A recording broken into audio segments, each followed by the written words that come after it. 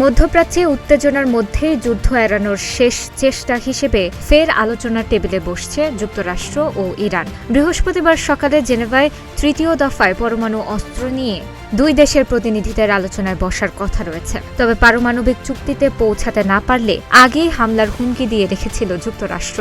অবশ্য ইসরায়েল সহ মধ্যপ্রাচ্য জুড়ে থাকা যুক্তরাষ্ট্রের সামরিক ঘাঁটিতে পাল্টা হামলার মাধ্যমে জবাব দেওয়ার কথাও জানিয়েছে ইরান। এর মধ্যে সংঘাত এড়ানোর শেষ চেষ্টা হিসেবে স্থানীয় সময় বৃহস্পতিবার সকালে আলোচনায় বসছে দুই দেশ।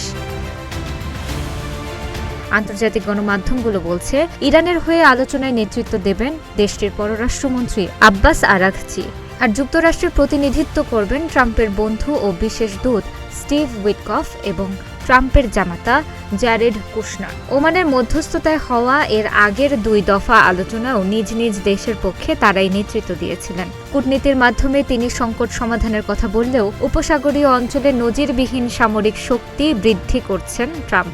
এমনকি সর্বশেষ বুধবার ট্রাম্প ইরানের সঙ্গে কূটনৈতিক সমাধান চান বলে জানিয়েছেন যুক্তরাষ্ট্রের স্টেট সেক্রেটারি মার্কো রুবিও। তবে ইরান ঘোষণা দেওয়ার পর পারমাণবিক কর্মসূচি নতুন করে শুরু করেছে বলে দাবি তার। তিনি বলেন, তাদের পারমাণবিক কর্মসূচি বিলুপ্ত করার পর তারা এটা আর শুরু না করার কথা বলেছিল, কিন্তু তারা পুনরায় এটা শুরু করেছে। তারা এটার নানা উপাদান পুনরায় তৈরি করছে। তারা এখন ইউরেনিয়াম সমৃদ্ধ করছে না ঠিকই, কিন্তু তারা যেখান থেকে এটা শুরু করতে পারে সেখানে পৌঁছার চেষ্টা করছে। এদিকে ইরানের পররাষ্ট্রমন্ত্রী আব্বাস আরাঘচি বলেছেন, এই যুদ্ধে কেউ জিতবে না, এটা হবে একটা বিধ্বংসী যুদ্ধ। আমেরিকার সামরিক ঘাঁটিগুলো পুরো অঞ্চলে ছড়িয়ে ছিটিয়ে রয়েছে, তাই সম্ভবত অনাকাঙ্ক্ষিতভাবে পুরো অঞ্চলই এই যুদ্ধে জড়িয়ে পড়বে। সুতরাং এটা খুবই ভয়াবহ হবে। অবশ্য আরাঘচি আলোচনার মাধ্যমে সমাধানকে একটি ঐতিহাসিক সুযোগ এবং তারা এটার দ্বারপ্রান্তে রয়েছেন বলেও মন্তব্য করেছিলেন সম্প্রতি।